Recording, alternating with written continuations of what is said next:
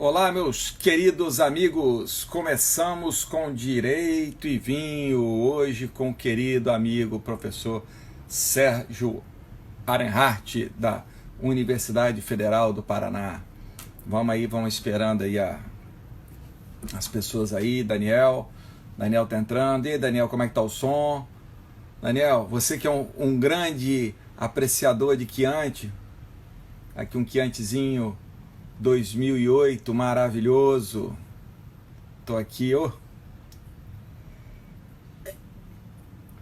Um Chianti clássico. E aí, meus caros, tudo jóia? O som tá ótimo? Eu tô preocupado hoje com a internet, tá? Então vou esperar o Sérgio estar aqui para poder falar sobre isso. Tô bem preocupado com a... Tô bem preocupado com a internet. Vamos ver como é que a gente vai fazer. Senão vou ter que desativar comentário. Hoje está muito instável aqui a internet. Grande Serginho. Primeiro um brinde, né, Serginho? Tudo bom, Rodrigo? Um Felicidades brinde. para você. Obrigado pelo convite. Uma alegria estar com você aqui. Pô, que isso, cara. Pô, eu que tô aqui feliz pra caramba. Aí, ó, Volpe aí, só gente fina aqui com a gente. Cara, Serginho, deixa eu te falar. Aqui em Vitória, a internet está super instável. Aqui em Vitória. Então, o que vai acontecer? Se ficar muito instável, primeiro eu vou baixar aqui. Você tá me ouvindo? tô te ouvindo. Então tá. Porque aí qualquer coisa, se a gente for falando, um vai falando, assim, ó, vai fazendo tinindo se o som tá saindo. Eu tiro os comentários e, na pior das hipóteses, aí eu baixo e volto. Tá, Tá? tranquilo. Tá. Mas o problema é daqui. O problema é um caso aqui de Vitória. Mas, bom, cara, mas eu tô muito feliz aqui, cara, de você estar aqui com a gente aqui. Então, já feita essa... Pô, você é um amigo que, sim, que a gente tem uma amizade muito grande, né, pela internet e tal, e a gente acaba não tendo oportunidade, ainda mais com isso aí, de estar pessoalmente, né? Pois é. Cara, eu fiquei muito contente com o convite e te digo, estava ansioso para esse dia chegar. Por vários motivos, sabe? Assim, em primeiro lugar, porque, para mim, eu não sou um especialista em vinho que nem você e tal, eu gosto de tomar vinho, mas vinho, para mim, meu companheiro de vinho é meu pai, né? Então, assim, eu tomo vinho com meu pai no final de semana, tomava vinho com meu pai no final de semana. Então, domingo, geralmente, a gente ia na casa dele almoçar e tal, né? Meu pai e minha mãe. A gente tomava vinho lá. E agora, com essa pandemia, não dá mais. Então, assim, a gente toma vinho, eventualmente, de longe, assim, desse mesmo jeito. Mas isso é uma coisa que a gente perde, né? Porque esse contato com os pais da gente, pessoas de mais idade, tem que ficar mais restrito. Então, assim, é um momento que a gente não tem mais tanta presença. Por outro lado, isso aqui de você estar compartilhando um vinho, conversando com gente que a gente gosta, gente amiga e tal, pô, isso aqui é um negócio que é uma higiene mental que não tem tamanho. Então, estava ansioso por esse dia chegar para poder abrir aqui um Chianti, que também para mim tem uma história muito especial, né? Quando você me falou para escolher um vinho, eu fiquei pensando, pô, que tipo de vinho que eu vou escolher? E aí eu falei, porra, um vinho para mim que é muito marcante é o Chianti. Não porque eu entenda nada de vinho, nada disso, mas é porque o Chianti marcou para mim uma época muito legal da minha vida, que foi a época que eu fiquei morando na Itália, que eu fiquei morando em Florença. E esse é o vinho daquela região lá, né? Então, aquele momento foi o momento em que eu fiz meu pós-doutoramento, que eu conheci o Remo, um cara extraordinário. Logo naquele momento, quando voltei da Itália, eu voltei mais ou menos nessa mesma época, que era o final de julho, eu estava voltando da Itália. Eu fui promovido para regional, então a minha vida mudou totalmente depois desse período que eu passei na Itália. Então, para mim, esse tipo de vinho tem um simbolismo muito legal, assim, representa uma parte muito bacana da minha vida. De modo que tudo isso aqui, para mim, é muito especial hoje. Te agradeço muito a oportunidade de estar aqui com você. Pô, que isso? Ó, nosso amigo Daniel aí, ó. Ó, o Mitch aí. Você Aê, sabe que, Daniel! você sabe que tiveram duas não, três direito e vinho que eu saí completamente embriagado. Aí com o Daniel, com o Talamine, ó, minhas companhias. Só companhia assim. Pô, cara, ó, você tem tanto prestígio comigo, que eu vou revelar aqui um segredo aqui. Você tem tanto prestígio comigo que até nós fizemos um vídeo especial de chamada de Direito e Vinho com o seu cantor predileto, cara. Verdade. Biagio Antonati. Pô, ó, e bombou na internet, rapaz. Bombou na internet. eu te falar, a quantidade de gente que colocou o seu vídeo, o vídeo foi feito em sua homenagem, rapaz. Porra, obrigado. Mas ficou muito legal o vídeo. Eu vi, botei também ali no meu Instagram, ficou, porra, o pessoal adorou. Eu achei sensacional, achei genial. E falei, pô, obrigado mesmo. Isso é uma baita de uma homenagem mesmo. Cara, e olha só, e você falou sobre família, eu fiquei até bem emocionado aqui agora. O vinho que eu estou abrindo aqui, não sei se você está conseguindo ver aqui, é um Chianti clássico da família Mazei. E esse Chianti, ele é feito, sabe desde que época? 1495. Já existe essa propriedade. E é um vinho, um Chianti clássico, justamente da região, olha como é que, a homenagem para você, da região de Florença. Ah, é? Eu não sabia. Isso eu te falar, no meio aqui eu vou falar, você sabe que tem uma história desse galinho aqui, ó, do Galo Nero. Não sei se você consegue aqui, você sabe a história desse Galo Nero? Tem a ver com precedente. Isso eu não sabia. Eu sei de uma história do galo preto, mas eu não sei se é a verdadeira ou se é a correta, sei lá.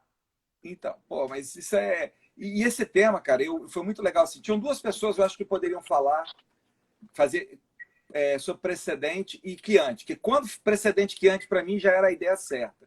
Que era você ou o Zanetti. Mas, obviamente, eu deixei para você para sacanear o Zanetti. Porque ele já ficou com ciúme da live com o Daniel. Então, como é amigo, a gente deixa ele com mais ciúme ainda. Porque tem tudo a ver, cara, tem tudo a ver. E aí eu vou te passar a palavra. Olha como é que isso é legal, como é que tem tudo a ver o Chianti com precedente. Só para fazer uma introdução aqui, eu vou te passar. O Chianti, cara, foi um dos primeiros vinhos, se não o primeiro, né? Os registros aí, isso aí, sim, registro sério, né? Na década do século XVIII, em que ele fixou normas específicas para dizer este vinho é um Chianti. Ou seja, antigamente você não tinha essa padronização. Então, tal como precedente, por exemplo, para formar um precedente, a gente tem que fazer, ou seja, os precedentes vão ser esses e esses, tem uma padronização, um método tal. Olha que legal. O Chianti é o primeiro vinho assim, que se tem um registro sério de criar um procedimento, uma padronização para você falar que ele é um Chianti. Muito embora, olha como é que é mais legal que tem a ver com precedente. Você tenha escalas do Chianti, de precedentes mais fortes e tal, nesse sentido, e mais ainda, precedentes diferentes, porque você tem vários tipos de Chianti. Então, cara, eu falei, Chianti e precedente tem tudo a ver. Isso que eu estou falando não era uma questão que era moldada pela lei. Então, isso tem muito a ver, né? A gente pode concordar ou não concordar, com o nosso sistema de precedente aqui. Claro. Perfeito? E também, e olha como é que é legal, a gente conversando, né? Precedente. E olha como é que o nosso precedente aqui é um precedente que não é um precedente de alma latina. Então, o Chianti, nosso precedente é muito mais espertos. Então, o Chianti é um precedente de calor, de alma latina. Então, cara, genial. Com essa justificativa. Então, cara, o que eu queria, assim, para você dar uma posição, o que você, na sua opinião, você compreende, assim, o que você acha, assim, primeiro, o que é um sistema de precedente, um apanhado, e aí a pergunta que eu vou te fazer, aquela pergunta fatal. Se no Brasil a gente tem um sistema de precedente ou não. Virgem Maria. Que bom que você me perguntou isso antes de eu começar a encher a cara mesmo, senão daqui a pouco eu ia começar a falar até poesia aqui. Mas olha só, essa tua pergunta é muito legal e a gente até chegou a conversar um pouquinho sobre isso agora nessa semana, quando a gente estava naquele encontro do ProcNet, né? E eu basicamente me alinho muito a esse pensamento, por exemplo, que é do próprio Daniel, que está aqui, e que é o grande especialista em precedente. Na verdade, eu estou aqui mais por causa do vinho do que do precedente. Então, ele, Marinoni, e outros, Zanetti, e outros tantos professores que escreveram sobre o tema, para mim, são grandes especialistas no assunto. Mas eu, como sou Ministério Público, sou metido a besta, gosto da pitaco no processo dos outros, né? Então, eu vim aqui falar sobre uma coisa que eu não entendo. Agora, o que eu vejo em relação ao precedente é que esse precedente brasileiro que foi construído aqui, né? Ele, na verdade, ele não tem a mesma origem e a mesma finalidade do precedente, por exemplo, do modelo anglo-americano, né? Para mim é escancarado ali no Código do Processo Civil, na exposição de motivos do Código do Processo Civil, que esse precedente brasileiro foi pensado, na realidade, para eliminar um problema que é um problema da litigância de massa, da litigância repetitiva de massa. E, eu diria, foi pensado para eliminar esse problema não para todo o Poder Judiciário também. Foi pensado para eliminar esse problema para as instâncias de cúpula, para o STJ, para o Supremo e, eventualmente, para os próprios tribunais locais, né? Porque, a rigor, os instrumentos que a gente construiu ali são instrumentos aplicáveis só nessas instâncias aí. Mas são, na verdade, instrumentos que, de certa maneira, têm por finalidade gerar uma decisão estável a partir de um caso modelo, ou a partir de alguns casos selecionados, para todo aquele grupo de casos ali. Isso é muito diferente do que, por exemplo, um americano pensa em matéria de precedente. Isso parece muito mais mesmo com essas técnicas de caso piloto, de que fala, por exemplo, o professor Antônio Cabral, de caso modelo, etc. e tal, de forma que isso entra mais com um mecanismo de gestão de casos do que propriamente um modelo de precedente para a visão deles. E eu acho que essa distinção é interessante e é importante, porque quando a gente pensa nesses precedentes brasileiros como técnicas de gestão de caso, aí passa a ser importante saber qual é o caso piloto que eu escolhi para ser julgado. Como é que foi julgado esse caso? Quem participou da formação dessa decisão que vai afetar uma coletividade? E até saber, por exemplo, de que maneira, de que forma eu posso pedir a revisão dessa decisão aí. Que são problemas que, a rigor, não se põem no campo do precedente americano, inglês, porque isso, para eles, é uma outra discussão, é uma coisa bem diferente. Então, eu acho que é muito interessante a gente perceber essas diferenças, que são aquilo que deu base ao nosso modelo brasileiro, do que a gente chama de precedentes, e o que os americanos pensam como precedentes, até para que a gente possa construir uma teoria em cima disso que é nosso, e não importar essas ideias que são do modelo americano, que, para mim, não vão servir para cá. Como eu falei, para mim, o americano tanto faz que o precedente seja formado num caso ruim, ou que seja formado com base numa pessoa que não é a representativa do grupo. Porque o problema lá é outro, é a interpretação do direito, a aplicação do direito. Agora, aqui não. Eu não posso permitir que um caso ruim, com uma parte ruim, forme uma decisão obrigatória, uma decisão vinculante, que vai afetar toda a coletividade e, inclusive, vai me impedir de discutir aquele problema. Então, já partindo para aquela segunda pergunta tua, eu diria, isso que o nosso código tem, que é o do 927, por exemplo, a rigor, para mim, não é um modelo de precedentes, não é uma figura de precedentes. O que não significa dizer, e aí eu me alinho também de novo com o Daniel e com o Marinoni, que a gente não possa ter um modelo de precedentes no Brasil. Eu acho que a gente pode e deve. O sistema americano não tem previsão de precedentes por lei, isso daí é uma invenção, na verdade, em primeiro lugar doutrinária e depois admitida na própria jurisprudência americana. E eu acho que a gente pode construir um modelo desse mesmo jeito, a partir, por exemplo, das regras de fundamentação que o Código põe, a partir do 926, que a rigor tem a ver, sim, com o sistema de precedentes americano, essa lógica deles de tratar casos iguais de maneira igual, que sejam minimamente iguais com a mesma forma de pensamento, a mesma forma de raciocínio jurídico, e trabalhar a partir daí uma outra mecânica que pense a ideia de precedente. Espera aí que eu acho que deu uma travadinha para mim aqui. Você está me ouvindo? Está travada a imagem, mas não tem para beber aqui. Me ouvindo? Uhum. Estou te ouvindo. Vai lá, vamos ver se vai melhorar agora. Opa! Tá me ouvindo? Não, é porque eu destravei. Agora eu destravei os comentários, vamos ver se vai. Com a outra internet. Agora foi? Estou te ouvindo aqui, estou beleza. Então, beleza. Não é... Foi. O que está ruim? Agora acho que vai.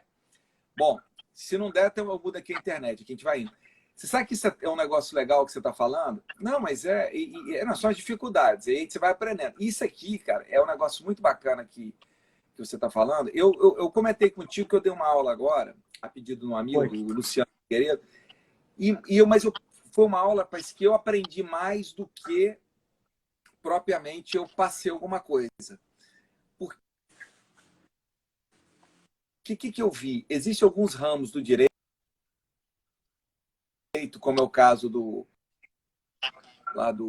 direito de família, não no sentido common law. Como é que eu vou te falar uma outra coisa? Saindo desse lado da tutela de massa, mas de casos que se repetem,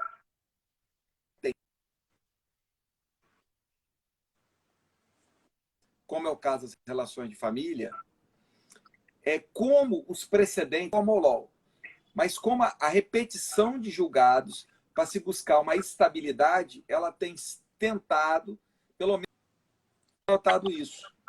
Eu peguei um acórdão que tinha 5 questões envolvendo decisões de... Eu vou fazer o seguinte, Serginho, eu vou sair, eu vou voltar... Tá. Eu vou voltar.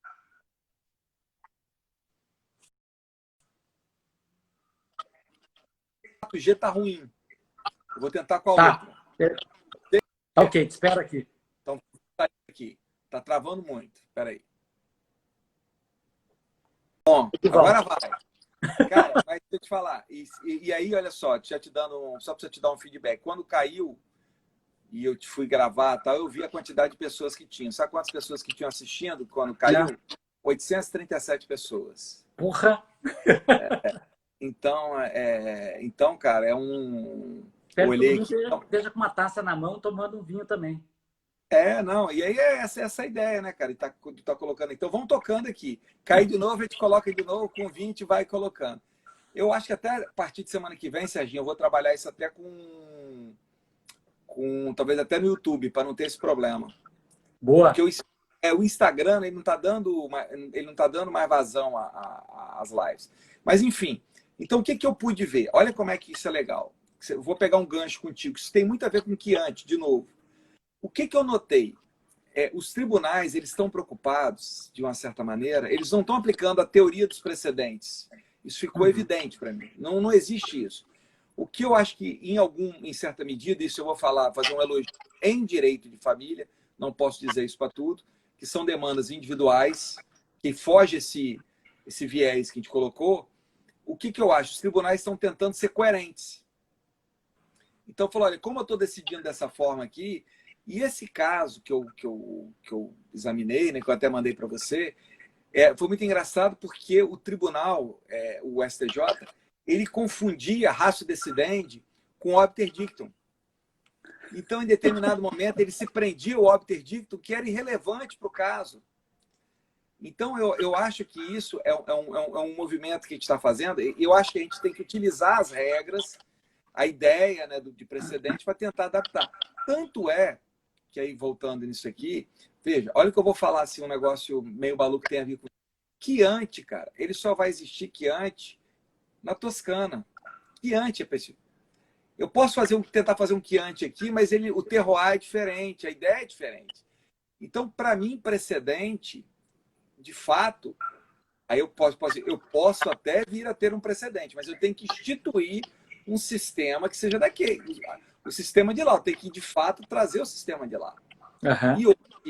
Agora, de certa maneira, eu acho que isso, assim, vou falar assim, né? Eu acho que com todos os problemas e tal, eu acho que tem algum sentido e, de certa maneira, é uma forma de ajudar a gente a não ter essa instabilidade na jurisprudência. Então, assim, o que eu vejo de positivo, né? Que eu acho como foi positivo lá atrás, que tem a ver com o Chianti de novo. Você sabe por que fizeram as regras do Chianti, Serginho? Não faço ideia. Porque tinham muito vinho diferente. Os vinhos também eram instáveis. Então, o sujeito bebia um Chianti, aí ele falou, pô, mas isso aqui é diferente lá do outro. Então, você criou um padrão mínimo de segurança e de estabilidade. Eu acho que é isso que a gente buscou agora. É criar um padrão mínimo de estabilidade. Até porque a gente tinha uma situação de padrão muito ruim. Eu acho que isso diminuiu um pouco a loteria jurídica. Concordo, não, isso é verdade. E não só isso, eu acho que como técnica de gestão de casos, é uma ótima técnica, né? A rigor, se eu posso, por exemplo, porque assim, quando eu fui juiz, eu fui juiz federal quase um ano, né? No começo da minha carreira, eu tinha 22 anos, passei no concurso, fui ser juiz. A coisa mais engraçada que eu vi quando eu entrei na magistratura, coisa mais engraçada que eu vi foi um processo que eu peguei, o primeiro processo que aconteceu isso. Depois isso aí as carras que aparecem, mas o primeiro processo que eu vi, que era uma petição inicial, veio da secretaria já com o despacho inicial, né? O famoso CITES, essa questão é só de direito, não tem mais nada que fazer, depois vota em concurso, mais ou menos assim. E aí eu assinei aquela decisão de citação ali e eu vi que na contracapa dos autos, era processo físico ainda, né? Já estava a sentença impressa. Mas como que é isso aqui? Não, é que isso aqui é o caso padrão ICMS 2, sei lá, IPI 1, não sei qual era o caso. E mais do que isso, eu fui na secretaria, a secretaria já tinha a pilha de contestação da União para juntar no processo. Então, na verdade, era assim, vinha a petição inicial para despachar, voltava na secretaria, a própria secretaria juntava a contestação da União que ela já tinha deixado lá, voltava para a gente dar a sentença. Então, era um troço meio mecânico, assim, isso é uma coisa esquisitíssima, mas a gente fazia muito isso. Né? E ainda hoje tem muito esse tipo de coisa. Se a gente pode substituir esse trabalho mecânico por um trabalho que seja feito a partir de um caso só, é claro que é muito melhor que seja assim. Né? Não tem cabimento você gastar estrutura judiciária, recursos humanos, recursos financeiros e tudo para julgar esses casos de massa 400 mil vezes. Né? Isso é um negócio que é uma distorção, de fato, do sistema. Então, eu concordo com você. A preocupação, na verdade, que eu tenho só é a escolha do caso paradigma. Né, que ela não pode ser deixada assim a um critério aleatório, como muitas vezes a gente vê acontecer. Mas eu tenho certeza, e você tem toda a razão, na minha opinião, né, isso foi uma baita de uma técnica. É uma pena só que a técnica colocada no Brasil, ela não ajuda o primeiro grau, ela é mais pensada para os tribunais, eu acho que ela deveria ser pensada também para o primeiro grau, mas eu acho que é uma técnica muito importante. Né? Até para deixar com que o juiz possa se preocupar com, como você falou, questão de família, questões que são, de fato, precisam de uma análise específica do caso concreto. Mas a gente, por exemplo, ali na área federal, quando lidava com matéria tributária você julga um caso, julgou 400 mil, não olha mais nada. Né? Ninguém dá bola. Quem vai dar sentença é a secretaria, quem vai dar sentença é a assessoria, sei lá, é algum outro cara ali. Né? Então, em alguns casos, tinha até um sujeito que era um assistente de segurança da vara que fazia sentença em alguns casos. Porque era isso, você já fez a sentença, agora é só juntar nos processos, porque o troço já está pronto. Então, eu acho que você tem toda a razão. Né? Você sabe que é um negócio muito doido que você está falando? Eu tenho um trabalho de um professor lá da UFS, um cara que eu adoro, e ele estuda sobre precedentes. Ele tem um trabalho que é fantástico, que ele examinou todos os julgados, todos. Não sei agora, que da época foi até 2018, quando eu fiz. Eu fiz o relatório de lá de um estágio que ele fez, e tinha um pós-doc, então eu tinha que fazer. E o trabalho era esse. E ele examinou todas as súmulas vinculantes e algumas súmulas que não eram vinculantes, analisando as decisões que derem seja súmulas. Cara, esse bicho era fantástico. Não tinha nada a ver. Então, saiu uma súmula, assim, aí ele pegou uns casos, cara, assim, que ele falou, olha, esse assunto não tem absolutamente nada a ver com os julgados que derem seja súmula. E eu achei aquilo fantástico. E aí, veja, exatamente, tem muito a ver com com essa ideia da má escolha. Cara, eu vou falar um negócio para você, eu vou falar assim, você sabe que eu trabalho muito, sou professor de direito das sucessões, de direito civil, que o que é importante mesmo é direito civil. Processo é papo de... que vale mesmo é direito civil. E uma das coisas mais interessantes que tem, eu trabalho muito profissionalmente, eu gosto disso, com planejamento sucessório. Cara, que é um trabalho totalmente assim... E não é planejamento sucessório, isso é muito franco, não é aquela coisa que as pessoas têm que vender pacote, não. Aí, se o cara te conta a história, você vai fazer... Só para você ter ideia, tem um cliente que eu fiz agora, esse ano, o 18º testamento dele. Porra! Por que não? Porque à medida... O que é o planejamento sucessório? À medida que o sujeito vai mudando a vida dele, por exemplo, ele se separou, teve mais filho, ele se meteu em operações de risco. Então, muito... Cara, é um negócio fantástico, assim. Sinceramente, uma das coisas mais legais que eu faço como advogado.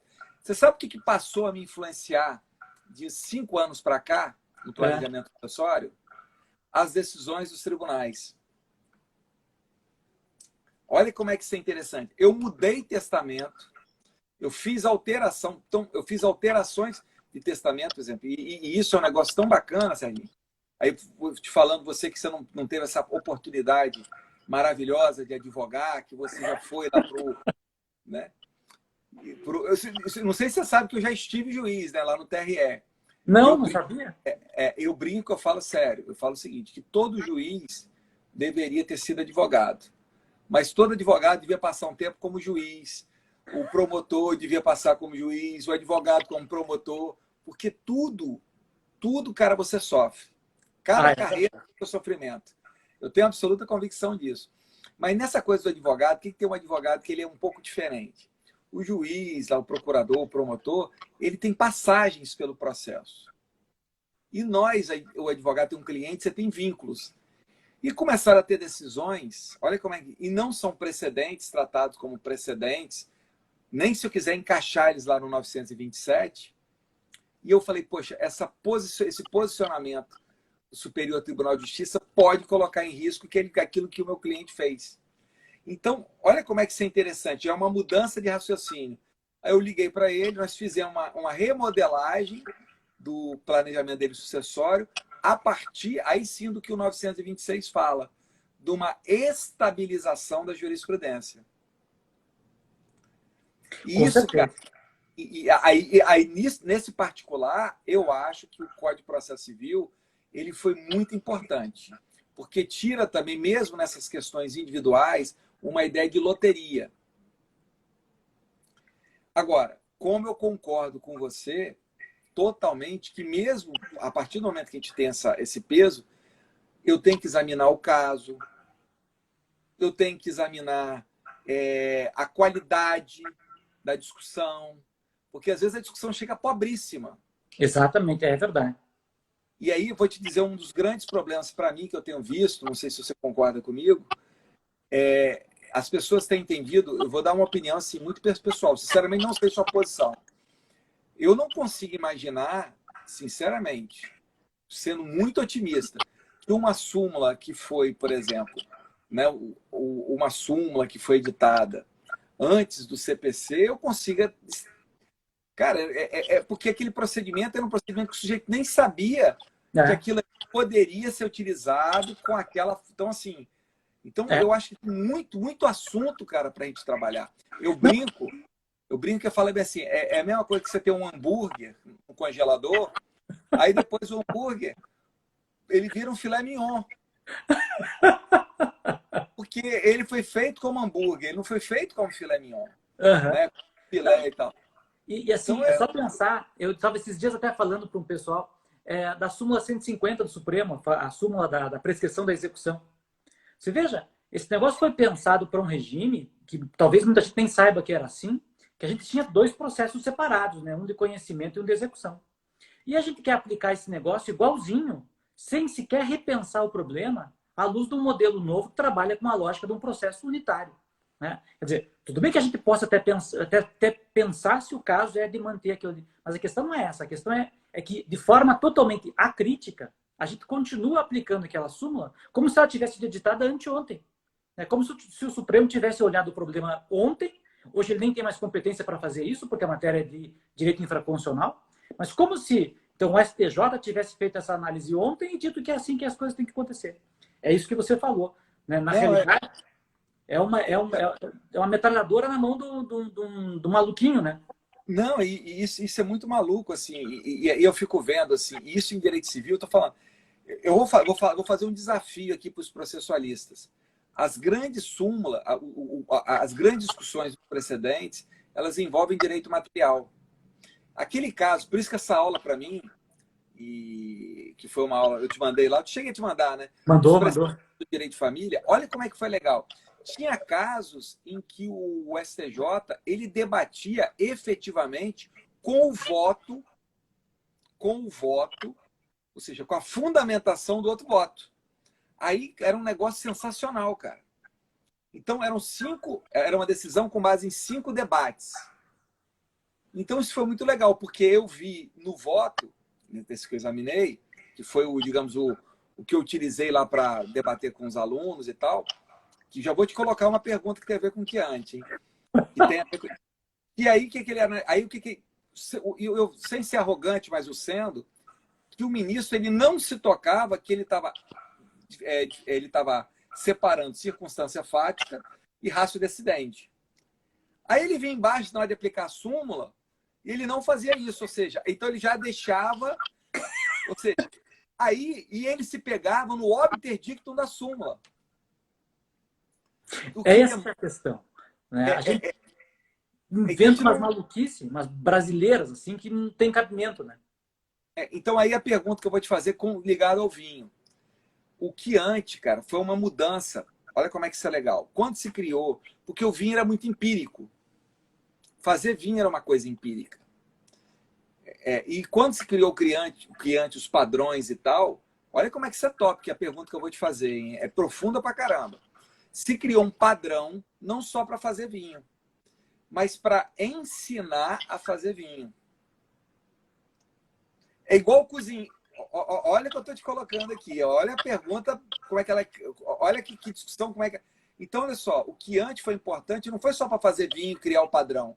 A partir daí, as pessoas que iam fazer vinho, elas foram ensinadas a fazer vinho a partir de um padrão. Uhum. E aí, isso era muito legal, porque mostrava para o sujeito, olha, esse aqui é o padrão, tal. Se você fugir do padrão, acontece isso e tal. Olha como é que funciona. Você tem essa quantidade de uva, que é a Sangiovese, a Malvásia, Canaiolo. Olha o desafio, e a gente falou isso muito rapidamente lá no Telegram, a gente trocando ideia e tal. E nós conversamos isso no nosso encontro do Procnet. A forma de dar aula... A forma de dar aula, ela vai mudar. Porque a gente ela não pode... tem que mudar. Ela tem que mudar. Se eu te falar, aquela ideia de ementa, aquilo não existe mais, cara. É.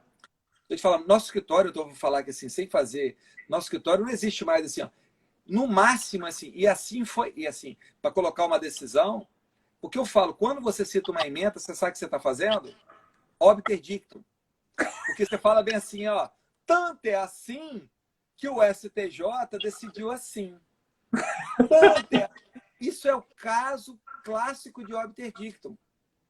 Você não leva a ementa, eu falo, quem cita a ementa está fazendo, está se valendo de obter dictum. Então nós vamos mudar toda a ideia. E aí, cara, você foi muito preciso, vou te passar a palavra, que a gente estuda direito através de procedimento, processo. Eu acho que os precedentes vão mudar, pelo menos, vão ajudar a gente eu acho que na forma de ministrar aula. Não sei se você concorda comigo. Concordo. E até eu tinha comentado isso ali no nosso encontro e, assim, eu vou te contar uma história, que foi quando eu comecei a pensar sobre esse tipo de problema. Eu, há muito tempo atrás, comecei a estudar injunction. Achava muito legal essa questão da ordem e pena de multa, coercitiva, não sei o que e tal, ordem judicial, beleza. Aí peguei, comprei um livro dos Estados Unidos, do FIS, um livro famoso do Owen FIS, sobre injunction. Chegou o livro, porra, vou aprender tudo agora sobre injunction americano. Aí, abro o livro, é caso para cá, é caso para lá, é caso para lá, e o cara comenta uma dica de nada. Eu falei, porra, mas que diabo de livro é esse que só tem caso contando a história da situação e o cara não fala doutrina sobre... Eu quero saber a regra da injunction, como é que eles aplicam essa desgraça. O que acontece? É justamente isso que você falou. O cara lá, ele aprende a teoria a partir do caso. E a gente faz ao contrário. A gente lê a regra e diz, bom, então a regra diz isso. Só que nesse caso, a regra não vai ser aplicada. Nesse caso, tem entendimento do STJ que diz não sei o quê. Naquele caso, quer dizer, a gente parte de cima da regra geral e quer esmiuçar a regra. Só que quando a gente faz isso, o que a gente vai fazer sempre? Eu pego 4 ou 5 exceções, porque eu não tenho condições de apontar todas as exceções. E eu também não dou para o aluno a condição dele tirar do caso a regra geral para dizer, bom, aqui eles são obrigados a fazer do mesmo jeito, a pensar do mesmo jeito. Porque o fato concreto é o mesmo, a raça antecedente, como você falou, é a mesma. Né? Quer dizer, a gente aprende invertido. E como a gente aprende invertido, a gente quer fazer jurisprudência também invertida.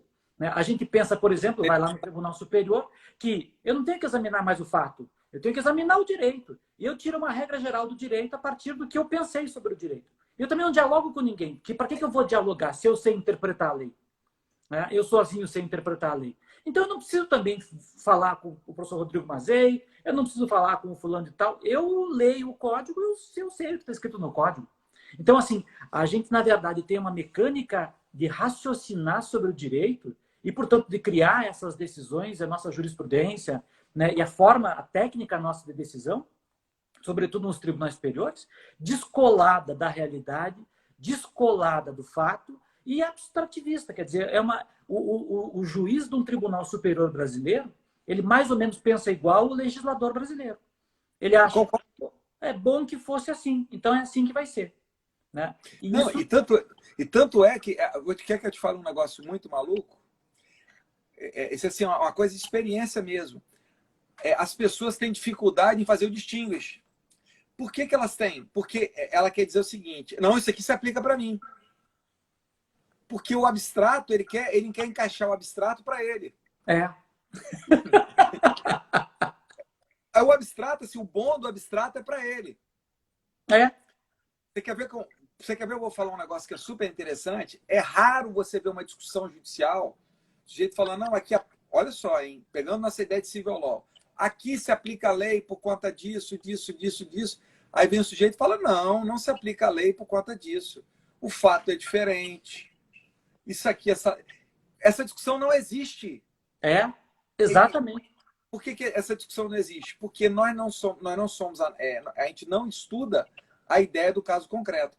Pegando vinho, o que o bonitão falava lá na hora de fazer o quiante? Eu sei fazer o quiante, vou fazer o quiante. Mas era isso. Aí o que os caras falaram? Não, rapaz, não é assim não. Não é assim. Nós vamos fazer o seguinte, olha, nós vamos criar um padrão para a partir de agora a gente colocar isso. E até para poder o consumidor identificar. E o nosso consumidor aqui é o jurisdicionado. Porque quem dança é o jurisdicionado. Porque senão o bonitão chega e fala bem assim, vou fazer o quiante. Do jeito que eu quiser. Do jeito que eu quiser. Estou na região. Não, e olha como é que isso tem tudo a ver com o tribunal. Com todo respeito. Né? Mas já na nossa conversa aqui. Eu estou na região da Toscana. Estou dentro da delimitação Florença-Siena. Estou usando Sangiovese. Cara, vou fazer. Eu sou capaz de fazer o vinho. Essa é a ideia, cara. Então, o precedente, ele cria uma concepção que ela é uma concepção que ela volta. Eu te falei. É muito importante entender isso, que eu estou falando do quiante. O quiante, cara, ele foi feito não em prol do produtor. Ele foi feito em prol do consumidor. Então, esse sistema de estabilidade das decisões, o que os tribunais têm que entender? E aí volta na questão de primeiro grau. Ela não é só para o tribunal lá de cima, não. Ela é para todo mundo. E mais importante, o jurisdicionado. Ela não é feita para dizimar o problema do jurisdicionado. O jurisdicionado pode falar, não, esse caso não se aplica no meu caso. Só que nós temos que criar essa cultura, Sérgio. Sim. E até... Então, é uma outra ideia. Vou me meter aqui no teu campo, que é o campo do vinho, mas se eu me lembro da reunião de vocês do Super Toscano, o Super Toscano, de certa maneira, surgiu como um distinguishing dessa lógica tradicional. Sim, dessa lógica. Eu quero fazer um vinho aqui, mas eu não quero usar Sangiovese, eu quero usar Cabernet Sauvignon, quero usar sei lá o quê. Não é? Mas, ao mesmo tempo, e aí ficou muito claro, o que aconteceu com o movimento Super Toscano? Ele fortaleceu o Chianti. Porque ele falou assim, então, poxa, já que os caras estão fazendo isso com liberdade, sei lá fora, transordinario, vamos botar uma ideia assim, estão fazendo isso lá, vamos fazer o nosso aqui ficar muito bom. Porque como é que eu vou me impor nesse sistema de liberdade? Eu tenho que fazer... E aí, modéstia à parte, esse aqui, ó, minha família lá, começaram a ser os grandes quiantes. Hoje, se eu te falar, um dos melhores vinhos que eu bebi na minha vida, Zanetti vai lembrar disso, nós bebemos numa padaria lá em Roma, perto do Vaticano. Zanetti estava lá com outro amigo, eu cheguei depois, aí eu chego lá, que essa também tem a ver com o precedente. Tá Zanetti e esse meu amigo Gustavo bebendo um Chianti de 3 euros lá na padaria. Aí eu cheguei para eles e falei, olha, vocês vão me desculpar, daqui a 10 dias eu estou viajando, estou voltando. Eu não vou beber vinho de 3 euros aqui nessa padaria, não. Vou procurar o melhor Chianti, que nós vamos beber um Chianti, vou procurar o melhor Chianti aqui dessa padaria. E eu fui lá, Serginho, comprei um Chianti de 28 euros. Uma coisa maravilhosa, os melhores vinhos que eu bebi na minha vida. O que a gente também tem que entender, que também é uma outra ideia, que eu posso ter densidades em precedentes que estão vinculadas a vinculações, que vão ter ou tal, ou que não vão ser precedentes, que vão ser como que antes, como vinho para um momento, e não tratar tudo igual. O que eu fico muito preocupado é eu ler o 927 e achar que aquilo é tudo igual. Claro, não pode ser assim. Não Né? pode, por exemplo, igual tem Chianti de 3 euros e vai ter Chianti até de 50 euros. É. Não, se você pensando só no 927, é só você pensar, por exemplo, um IRDR julgado por maioria de um voto. O que é que significa isso? Quer dizer, se eu mudo um juiz, um cara se aposenta, a rigor, todo o pensamento do tribunal pode mudar. A gente não, é exatamente o que você falou. Né? Há uma série de graduações de força de precedente. Por exemplo, a partir até, dentre outras tantas razões, até da quantidade de juízes que está na base do precedente. Nos Estados Unidos, eles se preocupam muito com isso, por exemplo, de não gerar decisão em caso importante, né, de 5-4, por exemplo, na Suprema Corte Americana, porque isso pega mal, porque isso, na verdade, mostra uma indecisão do tribunal. Então, vou lá julgar problema de discriminação racial. Pô, 5-4 pega mal, a gente vai dizer que a gente está, de certa maneira, quase que passando a mão na cabeça da discriminação racial. Porque qualquer um cara que mudar vai aceitar a outra tese.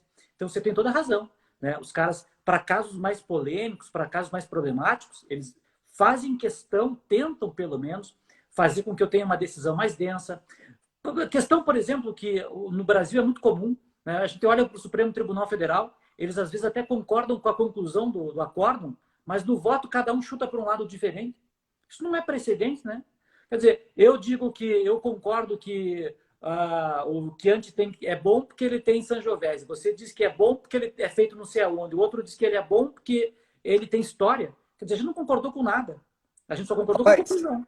Você sabe que muito antes disso, eu tenho um texto que eu gosto muito. Eu tenho um texto que eu escrevi que eu gosto muito.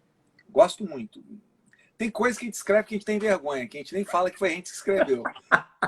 Mas assim, tem um que eu gosto muito, assim, tem o seu tempo, tal, que é sobre mandado de injunção. Que está naquela série lá que o Fred ele coordenava lá, chamada Ações Constitucionais. Parou, acho que na. Estou até olhando ele aqui, tá aqui, eu tô falando com você, está aqui na minha frente aqui. Parou, acho que na 6ª ou 7ª edição. Cara, e quando definiram sobre o mandado de injunção, podia ter a decisão, eu fui escrevendo sobre o mandado de injunção na primeira edição até a última, cada edição mudava. Eu tinha que ir lá porque né, o Supremo foi mudando até ter uma decisão. Eu vou falar uma coisa para você aqui que eu mostro, está na última edição. Os votos do plenário que definiram acerca do mandado de injunção, os fundamentos são todos diferentes. E eles aplicam teorias diferentes, só que o dispositivo do voto é no sentido. O que eu falo, assim, olha, se alguém examinar, mais ou menos isso, muita educação eu falo, se alguém examinar isso a fundo, vai ver que não tem acórdão. Não, eu estou falando sério. Sim, é verdade. Foi emblemático. Para mim foi emblemático, porque basicamente você tem as teorias lá do mandado de... aliás, você sabe, Serginho, que isso é um dos grandes efeitos que eu tenho. Eu tenho uma memória implacável. Isso é bom e ruim. Você sabe que a primeira citação que eu fiz do seu trabalho foi no texto do mandado de junção. Sério? Foi no manual, na época que você escrevia com o Marinoni, né? Porque era o manual e tal. E tinha uma questão, cara, que eu uso isso muito, e que eu não via ninguém falando, cara. E eu precisava do cara, do obter dicto, para mim falar, ó, tanto é assim que era a diferença entre prova documental e prova documentada. Que isso, cara, eu falo para você, em manual, vocês foram os primeiros a colocar aquilo ali. Pô, que legal! E aí eu falo que há uma diferença, que todo mundo diz que o mandado de segurança... É por isso que eu falo que é um obter dictum do trabalho, que o trabalho é seu mandado de injunção, que no mandado de segurança se fala que é um processo documental. Eu falo, não. O mandado de segurança é um processo documentado, de prova documentada. mas não significa que toda prova que vai ser carreada no mandado de segurança é uma prova documental no sentido estrito. Aham. Aí, assim, aí olha só, sem saber na teoria de precedente, tanto é assim, isso é o obter dictum, claro, é o reforço de argumentação. Uhum. É. Não, Mas aí, no meu caso, vocês foram o quê? O argumento de autoridade. Fala assim, pô, esse cara escrevendo isso aqui não tem sentido. Mas, pô, Sérgio Hart, Marinoni escrevendo isso aqui, aí eu confirmo nisso. E isso é legal, olha que memória. Você sabe quem me ligou uma vez falando, cara, que massa que você escreveu isso? Daniel Assunção. Ah, nossa senhora, olha que Então, legal. ó, eu estou fazendo esse link, olha como é que isso tem a ver com o precedente. É uma ideia que ela vai o quê? Ó, eu tinha a ideia, busquei no precedente doutrinário, entre aspas, e aquilo foi o que? Reverberando. É isso que a gente precisa aprender, cara. Sim. E como a gente estuda a lei, a gente não aprende isso. A gente aprende um conceito muito abstrato, não um conceito concreto de direito. E a gente faz abstrações sobre a aplicação da lei que às vezes tem nem cabimento. Porque às vezes a gente pensa uma abstração de uma exceção para uma hipótese que não vai acontecer, ou que vai acontecer de forma muito rara. Ou pior, a gente acaba fazendo abstrações com a lei e acaba gerando conclusões que são totalmente absurdas, né? Eu me lembro ali na nossa reunião de novo dessa semana que eu usei um exemplo porque, de fato, toda vez que eu ensino essa matéria, eu tenho vergonha de mim. Dizer, pô, eu fiz um doutorado nessa matéria, que é o problema da prova do feriado local, né? Quer dizer, olha o que faz a jurisprudência do STJ. Diz, ó, tem lá uma regra que diz que você pode consertar defeito, mas essa regra não se aplica para o problema do feriado local. Feriado local, ou você prova na hora, ou não prova mais e se ferrou. Não vou conhecer o teu recurso. Agora, se o teu feriado local for a segunda-feira de carnaval, aí é diferente. Aí eu deixo. Aí eu fico pensando assim, meu Deus, não é possível que eu fiz graduação, mestrado, doutorado, estudo, para falar um troço desse para um aluno, coitado. O que esse aluno vai pensar de mim? Ele vai dizer, esse sujeito deve ser um analfabeto idiota. Olha onde que ele está indo, com a minúcia da minúcia da minúcia. Quer dizer, a rigor isso é um troço totalmente sem propósito. E é como você falou, não tem nada de racionalidade repetida nesse tipo de conclusão. A rigor é um casuísmo. Eu disse isso porque aqui eu pensei de um jeito X, do outro lugar eu pensei do jeito Y.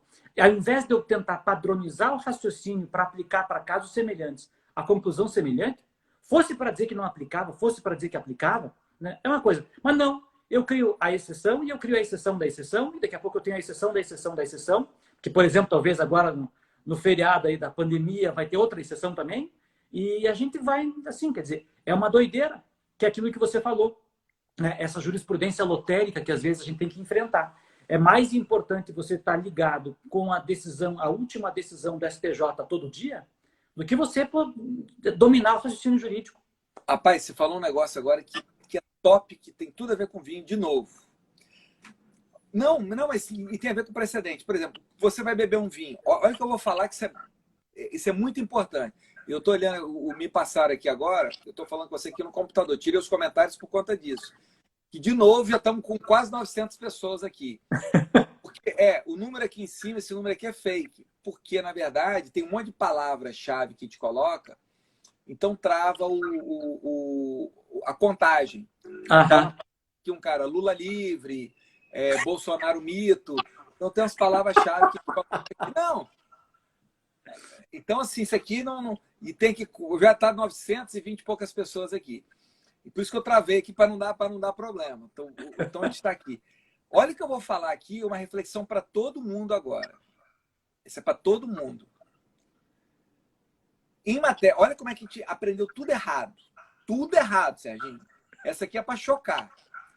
Você vai beber um vinho, aí você vai falar assim, poxa, esse vinho aqui, igual eu falei, é um Chianti. Desde 1495, esses caras fazem trabalho com Sangiovese. Você vai falar, porra, esse é o produtor. Perfeito? Uhum. Aí, pô, toda essa fase aqui, século XVIII, ele passou fazendo Chianti, você fala, pô, esse é o cara. Perfeito? Então, para o vinho, o que é importante? A tradição. Concorda? Uhum. Sim, claro. O que vale para o precedente? é o precedente mais novo, cara. Isso é uma loucura, cara. Porque o que tinha que ser importante? É, dentro da mesma circunstância fática, é óbvio que, igual você falou, estou no Código 73, aí muda. Aí já não é mais que antes.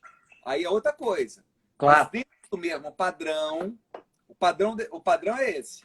O que vai valer mais? O consolidado ou a decisão de hora? Aquela que... E aí, cara, eu fico vendo isso, às vezes, no tribunal, eu me choca. O sujeito saca, ele saca do nada, assim, ó. Cara, eu tenho um caso top aqui no Espírito Santo. Eu fiz a sustentação oral e eu falo, cara, não faça sustentação oral, advogado, se você não está preparado para isso. Aí, fiz a sustentação oral, ainda mais quando você é o último. Você é o último, cara, você tem que ser o cara para passar o caixão. Aí o sujeito chegou, depois que eu falei, olha só, ele falou, não, isso não é mais assim, porque há um precedente, tal, do Superior Tribunal de Justiça e tal, que muda toda a fundamentação, e o cara, pá, e o precedente, e há de ser aplicado o precedente. Quando ele falou isso, eu falei, opa, é agora. Estava com o notebook, olhei a decisão com voto, ok? Acabou, pedi a palavra. Senhor presidente, considerando o 927, não me lembro agora, não se aplica o artigo 10, aplica-se o artigo 10, não pode ter uma decisão não surpresa, isso não se aplica só para o juiz, se aplica também, porque eu não sabia, porque foi colocada agora a aplicação de um precedente. Então eu gostaria da palavra, eu vou falar exclusivamente sobre o precedente. Serginho, eu abri o notebook e fui falando sobre a ratio decidente, as circunstâncias fáticas daquele caso e do meu caso.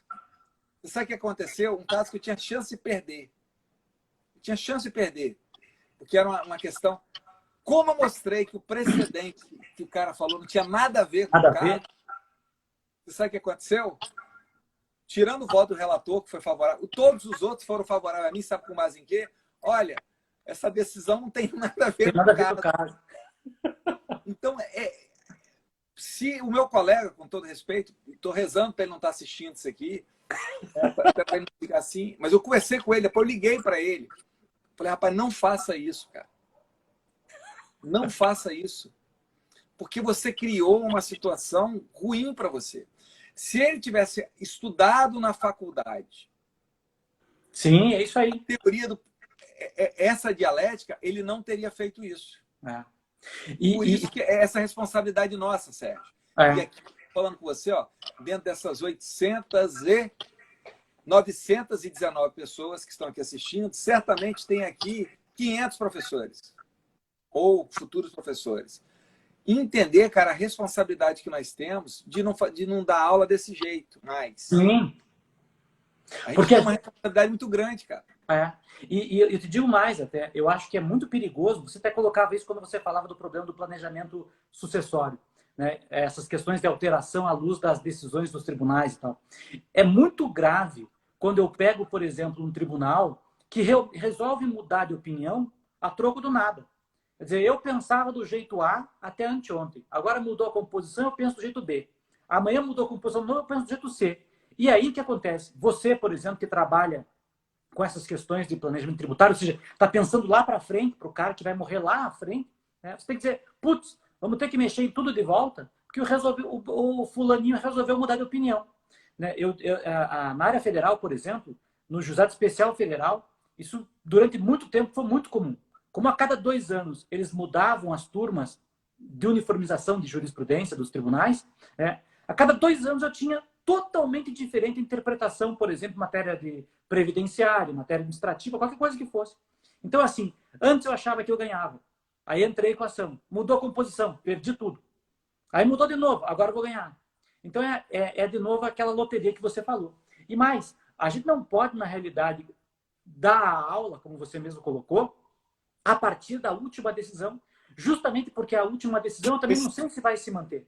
Daqui a pouco eles mudam de novo de opinião, né? Então é isso. O precedente, ele, para ser precedente, ele tem que ter uma força em relação aos órgãos subordinados, mas eu acho que é muito mais importante, essa é uma afirmação até do Schauer, que é um outro professor muito famoso norte-americano, isso tem que ter uma força interna para o próprio tribunal. Que se um tribunal não respeita a sua própria decisão anterior, como é que ele quer que eu respeite a opinião dele, a última? Se ele vai mudar de opinião daqui a pouco também. É exatamente isso aí. Não, e isso é muito interessante, porque veja, e essa palavra, né, ela é interessante, é precedente, que precede. Então, o que seria...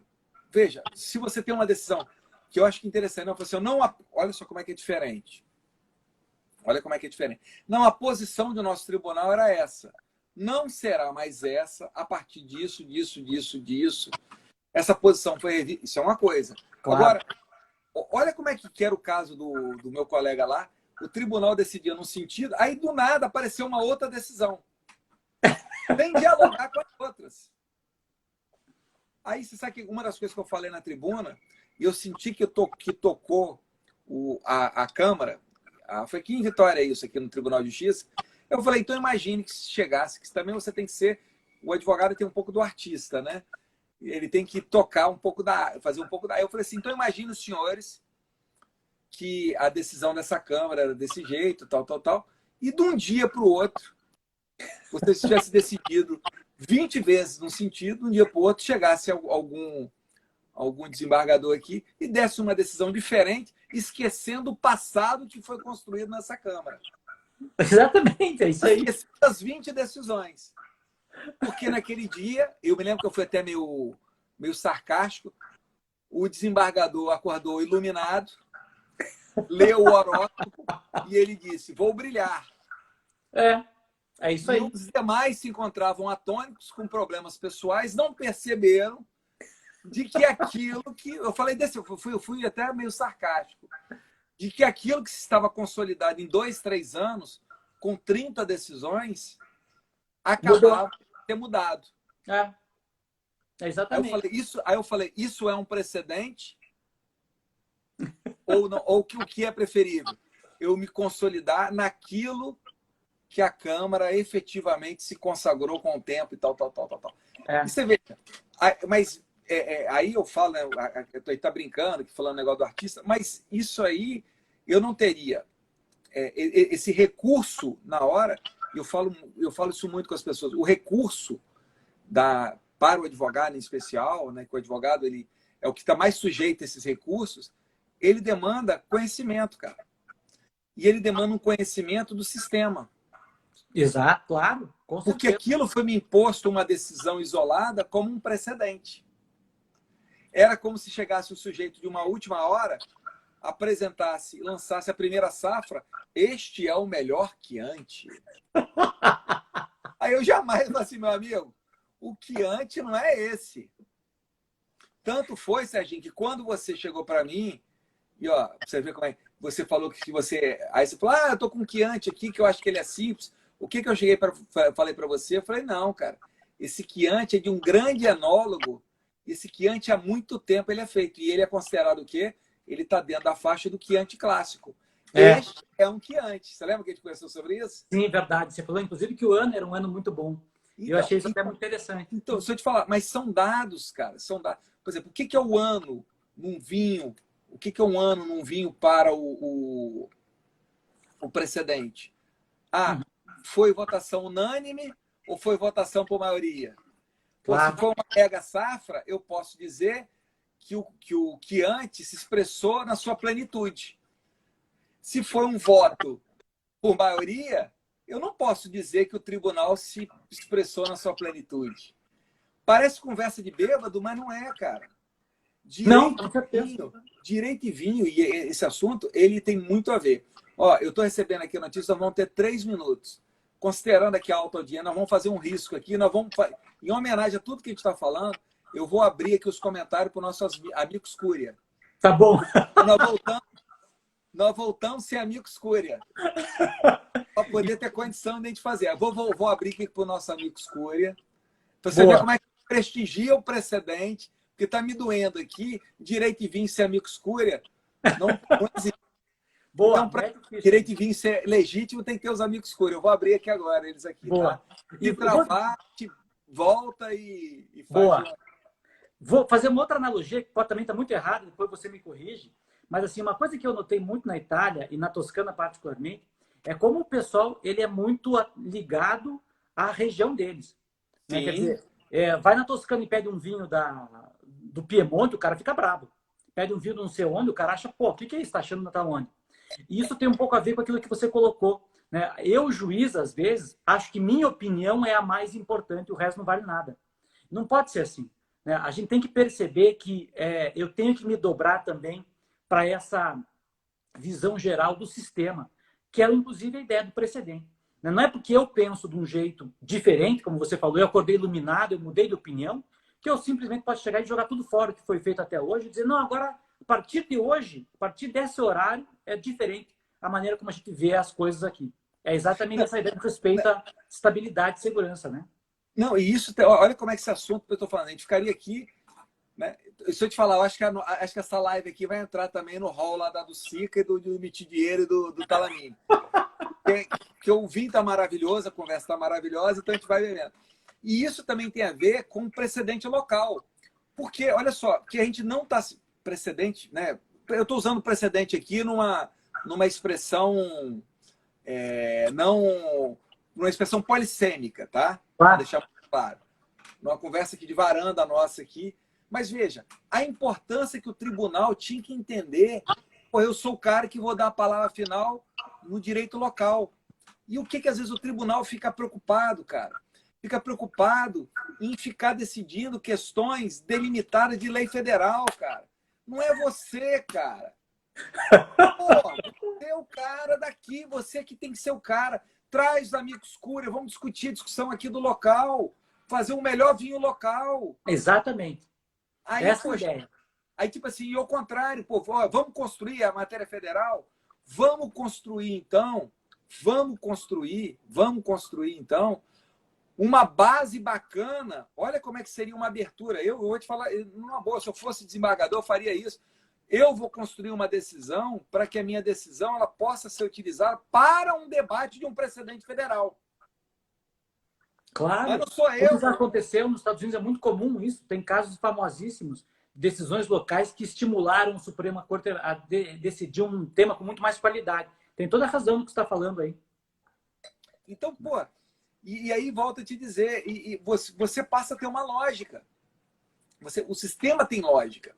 Então, cara, o que eu vou falar um negócio assim que a gente conversou muito lá no PROC, né? Você vê que os amigos Cury entraram aqui. Os amigos Cury entraram aqui. Não, o Maurício está me xingando que eu tô com a garrafa do lado aqui, Maurício. Porra. Não, e o Amicus Curiae é isso, cara. O Amicus Curiae, o que eu acho que o Amicus Curiae a gente tem que entender? O Amicus Curiae é aquele cara, e aí eu vou te falar, algumas hipóteses, eu já trabalhei com o Amicus Curiae, um caso fantástico. Às vezes a pessoa está trabalhando com o Amicus Curiae, ele fica inibido. Não, cara, o cara que tem que chegar rasgando o negócio é o Amicus Curiae. Lógico. E é o que vai trazer qualidade para o debate, é isso aí. E para o vinho, o Amicus Curiae é aquele cara que é o como é que fala? Esqueci o nome. Tem um até que eu não. Que ele é até tido como. Me faltou o nome, eu vou lembrar aqui agora. É o consultor. É o cara que é trazido, pô, que o enólogo chega lá, vamos conversar sobre isso aí, ó. O que você está achando do vinho? Não é o cara que só dá o nome. Porque também o que aconteceu muito com o Amicus Curiae? O Amicus Curiae não pode ser aquele cara que vai chegar lá no negócio para dizer que ele participou e tal. Não, Amicus Curiae tem que ser o cara. Tanto é que eu vou dar aqui um crédito ao IBDFAN, que foi muito legal. O IBDFAN ele tem colocado na tribuna pessoas que são especialistas sobre o tema e às vezes nem se preocupa muito especificamente com a titulação. Vai falar, não, sobre esse tema aqui é o cara. E vou dar um exemplo aqui, que está lá fazendo doutorando da Universidade lá do Federal do Paraná. Quem foi falar sobre a afetividade com a Amicus Curiae, do IBDFAN, foi o Calderon. Que hoje doutorando, mas na época ele era mestre. Mas era o cara. E Calderon foi lá, na missão dele para fazer sustentação oral, e com a Amicus Curiae. Não foi como... E o verdadeiro amigo, o amigo escúria, é o que fala a verdade. Claro, O amigo é o amigo que fala a verdade. Então, o amigo escúria, a gente está com uma visão de amigo escúria aqui para a formação dessas decisões também, na minha opinião, Serginho, meio fictícia. O sujeito fica meio formal. Então, eu acho que o amigo escúria não. O amigo escúria tem que ser aquele cara que chega lá e... Né, e não só isso, esse caso que eu atuei com o amigo escúria foi muito engraçado, um caso específico, que lá no pleno, com o amigo escúria, eu tive 4 intervenções no pleno. Aí um desembargador até brincou e falou assim, ó, isso porque ele é nosso amigo escúria. Imagina se fosse um inimigo escúria. Não, porque eu falei, olha, isso aqui o ponto é esse. O ponto é esse. E às vezes... E às vezes a própria jurisprudência acaba fazendo do amigo escúrio uma pessoa formal. Ou seja, eu faço audiência pública, eu te ouço e tal, e depois não dou bola. Eu decido sem nem fazer menção àquilo que você colocou ou justificar por que a tua opinião para mim não serviu. Né? Quer dizer, muitas vezes a gente vê isso acontecer. Isso não pode acontecer. Esse cara tem que fazer parte do diálogo e fazer parte da fundamentação. Ainda que seja para dizer que eu não concordo, que eu acho que tua opinião estava errada, sei lá. Mas eu sou obrigado, eu, Poder Judiciário, sou obrigado a botar a tua conclusão na minha decisão. Porque, afinal de contas, você tem o direito de participar da formação da decisão, né? Esse caso foi até engraçado, que eu até brinquei. Falei, vem cá, olha, o formalismo valorativo, eu me lembro que eu falei assim, aí eu falei assim, o formalismo valorativo, eu não estou aqui só para dizer que vocês me ouviram, não. O formalismo, ele tem um valor. O meu contraditório, a minha fala, ela é para ser examinada. Vocês podem não concordar comigo. Mas a minha fala tem que ser examinada. Eu falei assim, eu não sou uma peça aqui, eu não sou um 2 de paus.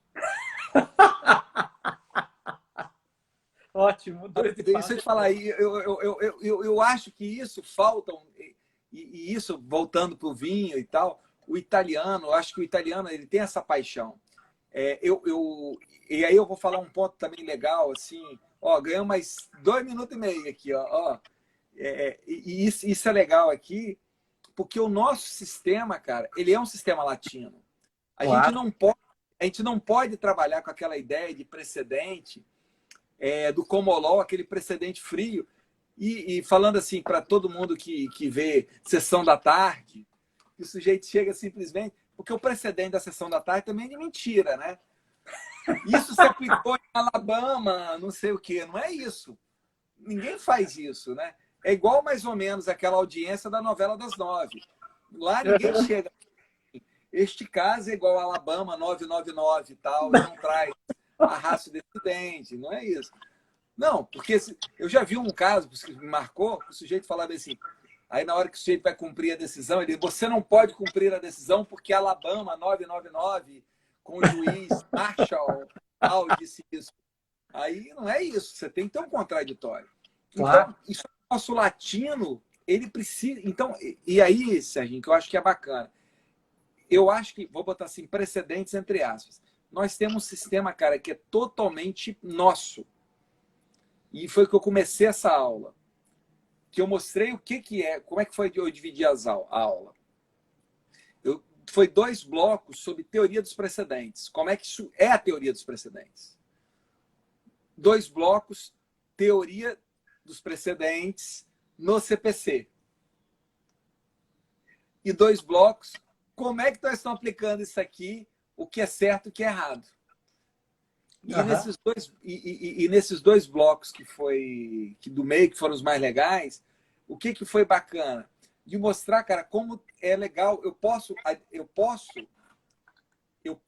fazer uma simbiose do common law com o civil law para o nosso sistema.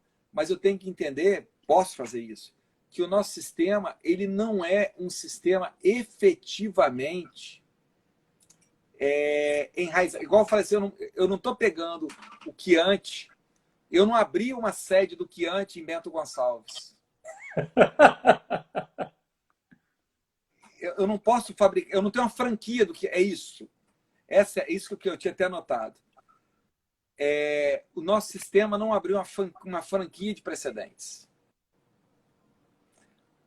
Eu acho que esse eu queria...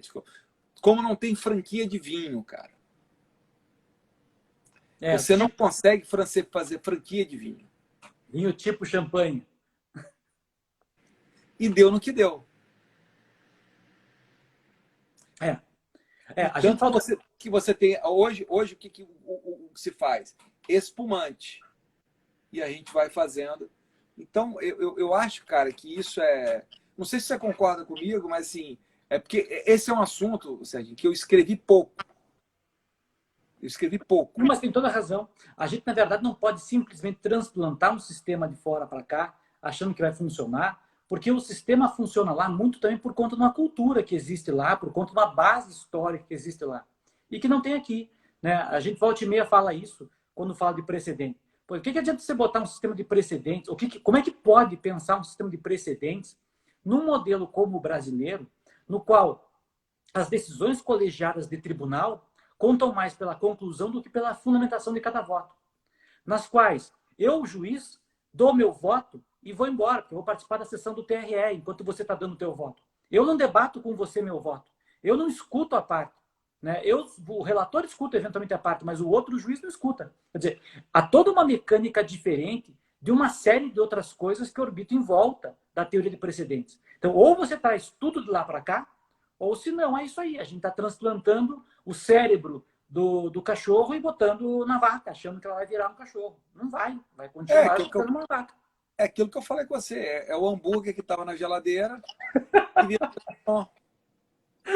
É isso aí. É exatamente esse o problema. Né? Não. E se eu te falar isso no vinho, voltando para o vinho de novo, está acontecendo muito. Por que acontece? Tem vinhos que é muito comum, o cara faz um vinho e muda o rótulo. O vinho era um vinho. E isso, assim, é até uma sacanagem, tá? Aí o cara faz o vinho, experimenta o vinho é bom. Aí ele pega aquele vinho bom, muda o rótulo, passa para colocar um rótulo melhor e pega e coloca aquele vinho tal num rótulo menor. É mais ou menos isso, cara. Então, assim, veja, você não pode pegar, não é o rótulo, o que manda, olha o que eu vou falar assim, isso é importante. O que manda no vinho é isso aqui, cara, é o conteúdo. E quando os caras criaram, e aí olha como é que isso tem tudo a ver com precedente, tem tudo a ver com precedente. Quando os caras se preocuparam com o conteúdo, eles criaram regras para que o conteúdo fosse obtido. Fosse padronizado, é. Não era para ter o rótulo de Chianti.